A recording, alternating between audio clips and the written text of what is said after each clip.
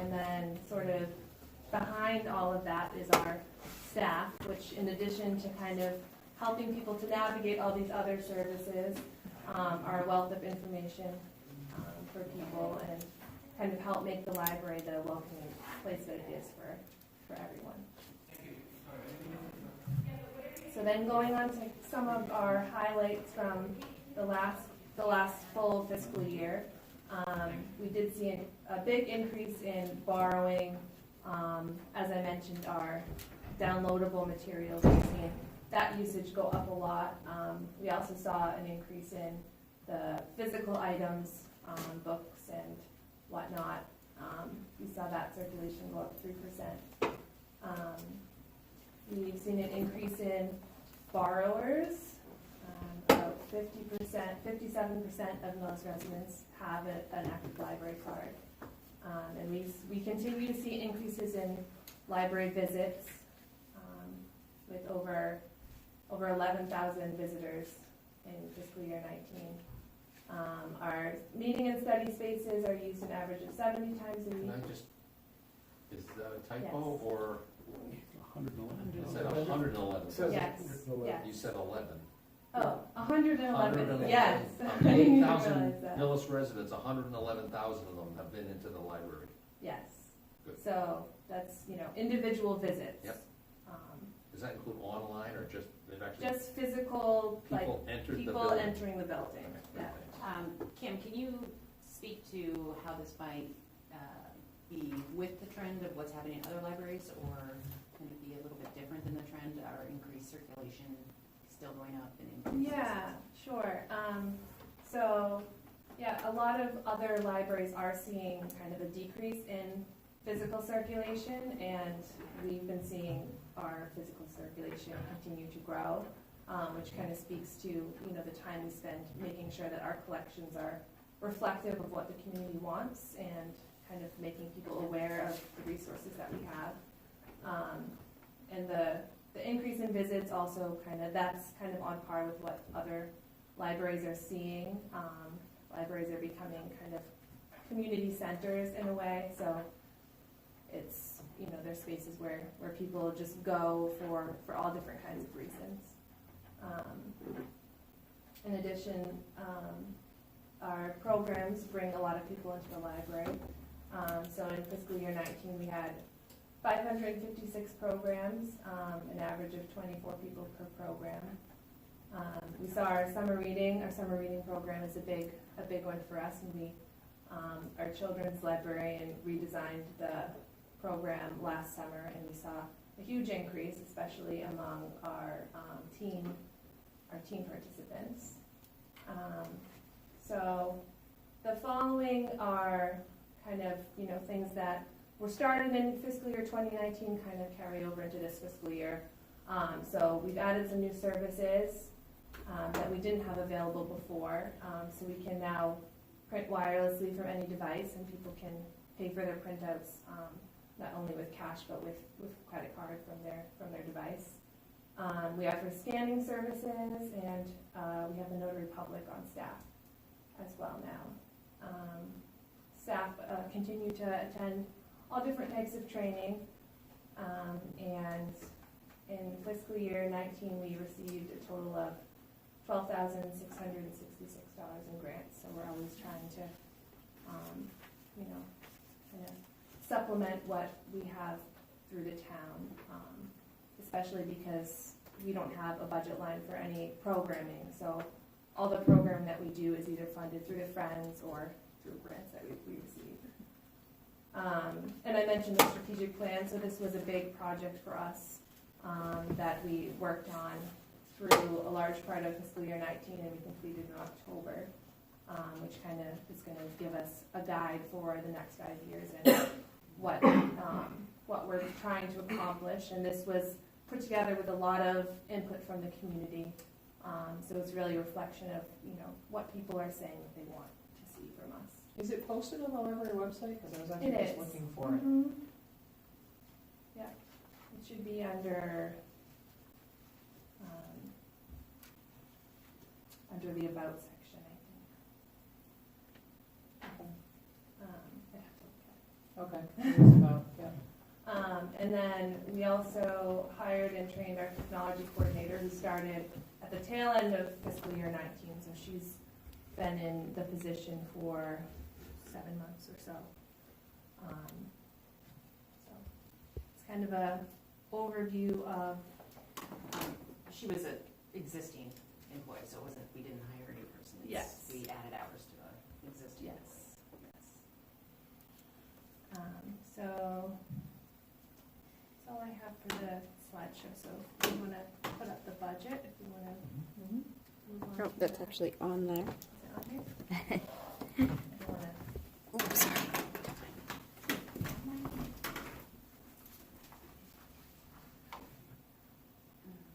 The annual visit of about 1,100,000 was what increase over the past year?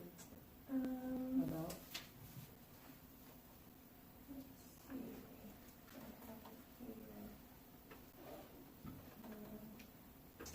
I know last year it was over 110,000, so it wasn't a huge increase, but it did increase a little bit. I don't know the percentage. That's fine.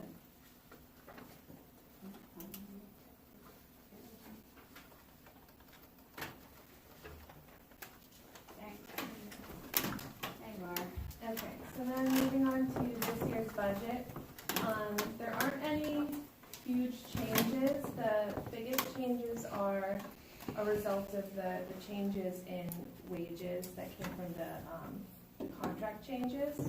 So wages have gone up as a result of that. So you'll see there that total has gone up. And then as a result of that, our library materials line has gone up. Just a reminder that we need to, in order to be certified, we need to have 19% of our budget go towards library materials. And that's to make sure that we continue to receive state aid, so that we can apply for federal, for LSTA grants, for library grants, and so that we can continue to borrow from other libraries. So that line has gone up. But otherwise, we're doing pretty well with, with where we are. We finally are at a good place with our building repairs line where it's really covering, what we need to maintain the building. So that's great. And yeah, so unless anyone has questions, I'll be happy. I have a question about, She's knocking on wood. Oh. I have a question about, Please do. Please do. I didn't know if you were about to make an announcement or something. so membership is what cost per So- member? So membership, that's our. That's your subscriptions to various, Membership is our membership in the Minuteman Library Network. So that fee annually is based on a number. They have this complicated equation that they use that's based on usage in various areas, and the size of the library, the population. It's how many materials we send other libraries, how many we get from other libraries, what is the content, it's There's a lot of factors that go into it, but yeah, there's an actuary involved. so the wage Is it line your item husband? looks like it's gone up 10% thereabouts, right? Year over year? And that's strictly, so we actually, is that because we added more staff and more time windows last year? We didn't authorize a 10% wage jump, I can't imagine that, so I'm just trying to understand it. from. The wage line item that goes from 161 to 178, so that's a 10% jump. Contractual. Yeah, that was It's due to the new. union contract increase. So I'm just The staff- asking, so an the staff SEIU hours- contract went up 10%? No, this is. That's what I'm trying to This understand. is the SEIU contract, just like the police contract we talked about. There was a delay in the implementation. Ah, So just like we discussed with the police Thank contract earlier, it's Right. actually almost 2 years of increases rolled into one budget year here. okay. Well, I just think it's important to clarify that for the community who's sitting at home going, I never got a 10% increase in my entire career. So, I think that's an important understanding to have. Yeah, the staffing it's level staffing. Mm-hmm. who assisted you with your strategic plan? The woman to your right? You know, our community planning committee meetings, so we put together a community planning committee, that kind of helped guide the process. We had a survey, we did focus groups. That tends to be state of the art. Just probably like the selectmen don't run around a committee asking a group of people how they're doing. Mhm. We didn't want to have me running a thing going, so tell me how you think the library's Well, going. I know you do strategic planning, so I was curious. Okay. But that's something that's required, right? You mentioned it earlier. In order to maintain Right. state certification and whatnot, we need to renew our strategic plan periodically. Yeah, so the strategic plan, we need to have one in place if we want to apply for any of the grants through the. It's not that it's not a good thing, it's just that it was also some requirement too. Right, right. It's a good thing to do anyway, but we are also required to do it. Well, Can I you talk just, about the above level service request? Sure, yes, I was gonna move on to that next. So, Is that in here? I As don't know. day if it ends goes into down. night, I It don't does. want It's to. not Well, in oh, this. it's, Here, it's, can you give me my copy? I have a copy. We have of the it. copy. I just Okay. didn't They know have if it in their was- books. Okay, it's in their we books. have it, Form 6. Okay, so, this is a request that this isn't the first time we've brought it up. So we are requesting staffing to expand our Thursday hours to be open until 8 PM. We're currently open until 8, Monday through Wednesday. And this is a request that we get maybe more than anything else from the public, is to be open Thursday evenings. This would provide some consistency in our hours, that we'd be open, 10 to 8 on work and school nights. We've also seen, in addition to kind of hearing people request this, and, at the end of each day when we're closing on Thursday, having a library full of people and having to kind of shoo everyone out, we've seen through tracking usage that Thursdays are one of our busier days, hour by hour.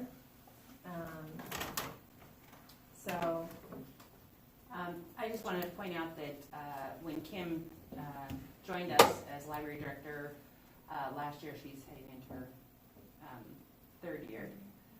So when she joined us 2 years ago, she came up, we had previously had 2 requests to expand library hours. One of them was for Monday mornings, to move it back from 12 to 10 o'clock, so we had a consistent opening time. And she was able to look at staffing and rework staffing in the way that no one had been able to do it before, so that we were able to include those 2 hours expansion without adding any cost to staffing. But that just isn't something that we can do with the Thursday night hours with the current staff we have. So crazy question would be, worst possible case, have you already looked at maybe swapping out one of the other nights that you would consider to be lesser used? So in other words, you gain the Thursday night being open by not being open on one of the other 3? I don't know, I'm just tossing it out there. yeah. you're really trying to create consistency. I get it. mainly, right? I get the idea, I'm just looking at, if the Yeah. demand is really high on one night and maybe not as much on the other. Right. I mean, we do, it's not like there's one night where the library isn't being used, Mhm. especially No. because we have, a large community meeting space. So that room is pretty much booked most nights of the week Yeah. that we're open. So I would be very hesitant to kind of take those hours away from people. In crunching the numbers, you're requesting an additional $6,627 for an additional 416 hours. Right. It's only about $16 an hour. That's It's amazing very, that you can do that. So, I mean, if certainly I would say, I would think it's something we should look at. It's such a small amount of money, but right. It would be a big service improvement for a very low cost. And, we need 2 people to be in the building to be open, so that's when we need to staff. I have a couple of quick questions. Sure. When you take in revenue, if you will, as a result of people keeping books out over an extended time period or whatever, does that money go back into the general fund? Or It does. It goes into the general. Do you have any fund, so idea we how don't- much money you took in this year? I don't have it in front of me. No? No. It tends to be around like $10,000 to $15,000, I think. That's what I was wondering. So technically, if we look at it that way. Mm-hmm. They Maybe could, even so. we could think of an offset in terms of that, Mhm. if we wanted to, so. Does any library have a revolving fund for fines? What else? Yes. Other libraries? Yeah, I think so. I think the majority of libraries goes into the general fund, but there are libraries. I just wanted to know. It's something we might We- consider. I was gonna say, we've talked about that before, and the problem from the trustee's point of view is we definitely don't wanna build anything Team by- cash. Yeah, we don't wanna put anything that's, on something that's variable. Right. And it's, over time, we've made changes to our fine policy that have been kind of in with the industry. I mean, you can describe what some of those have been, and they've Yeah. been very well received by the public. And amazingly, You mean that's the note you get where he says, your book's about to be overdue, but we're gonna extend it for another week or so, and please bring it back.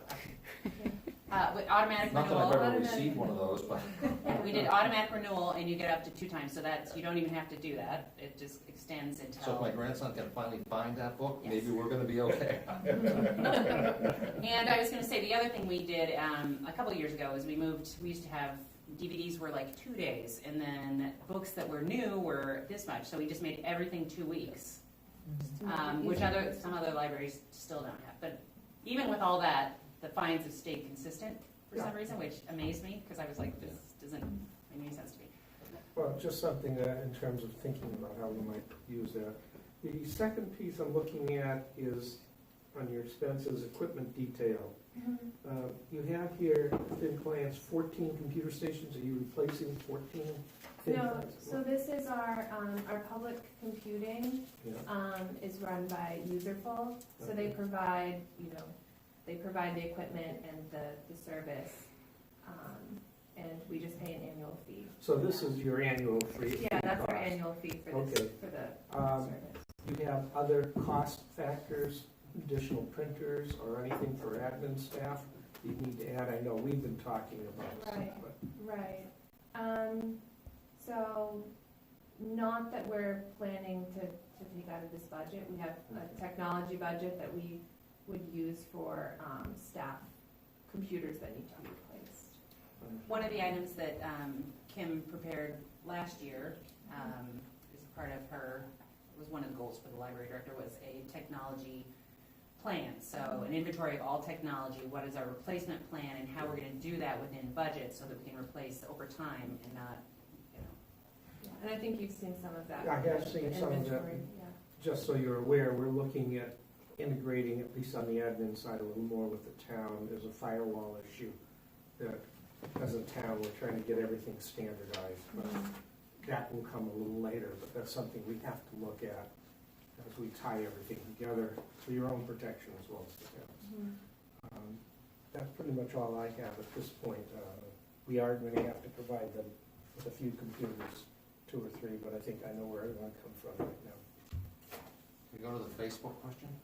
I knew that was Please. coming, I wasn't afraid. Glad you reminded me. This is our director of social media right here. Oh, okay. What are you doing? So. What is working? The library What's does not have a Facebook account, and an Instagram account.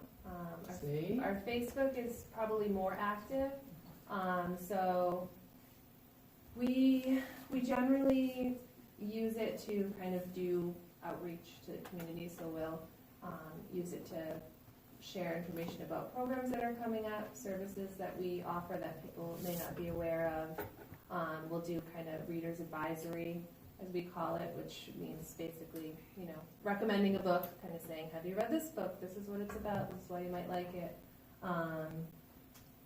What else? Kind of maybe sharing pictures from events that we've had that have been successful to kind of just show what's going on at the library. And we do also use it. That's most of it, but we also use it if we have any, important updates. floods at the Close, library. yeah. We don't want that, but any closings or anything unexpected. You don't send out a bulletin that says the roof does not leak today. Yeah, Please call. yeah. Do you have the comments turned on, Kim? We do. So we have it so that people can post to the page, but posts have to be approved by one of the page admins. But people can comment on our posts that we post to the page. And there are 4 staff who are linked as admins, so they kind of we have So 4 there's a- people who so- are monitoring it. Okay, that's what I wanted. Yeah. The comment is put into a queue, which is then reviewed when you're able to, your admins, and then comments- it's posted? No, the comments are posted right away. Okay. Yeah, any post to our page has to be reviewed before it shows up, but the comments are posted right away. I think we should acknowledge that the temperament of the posters is probably not That's- quite the, Yeah, you that's what I was know, gonna say, we you're haven't not really, irate people about, you know, a Complaining service about not potholes happening, or or, potholes, tax or bills. tax bills. yeah, we don't have too many Hopefully. negative comments, Right. Well, good, I mean, we're just, I mean, we're trying, you know, We're we're trying to, considering a broader issue here, we wanna understand from each department which is Right. actually using Facebook, what's working, what isn't working. You're telling us there is some monitoring going on with the from the library. social media. Yeah. I think, it allows us to reach, our audience, different audiences in a way that, people are finding information on social media, and it allows us to provide that to them. Some of them are providing actual information, as Right. opposed to Right, as opposed to fake news. bogus. Oh, also, you can go there and find that they have a meeting coming up with a particular. No, I mean, group I and so understand that, I mean, there's a value here, and I'm trying to make sure that the value is, One of the things. what are the that's- lessons learned that we can all benefit? Yeah, one of the things that's great that we can do on Facebook is, we can post all our events, and they'll kind of show up on people's calendars, so when people say like, oh, what's going on in Millis this weekend, they can see like, there's an event going on in the library. But you can also get that from email.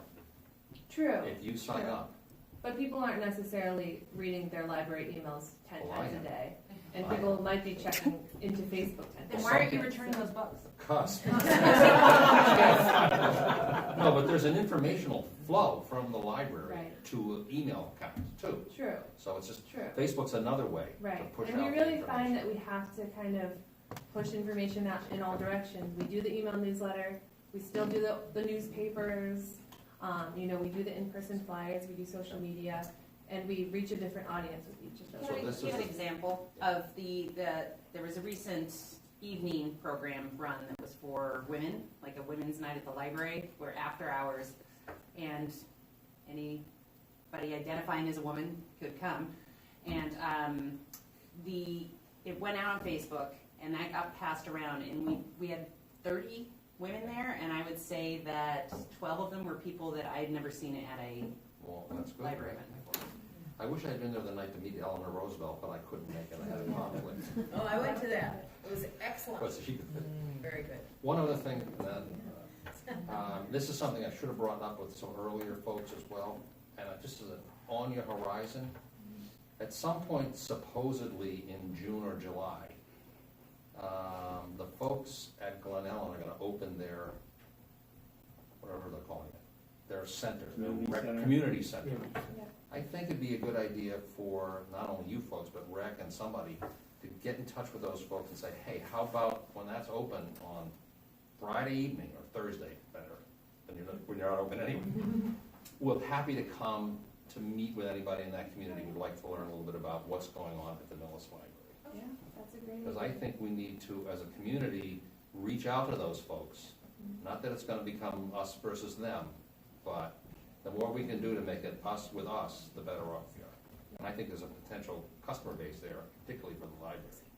So, Yeah. And hopefully the residents there will do much the same. and not bring the books back.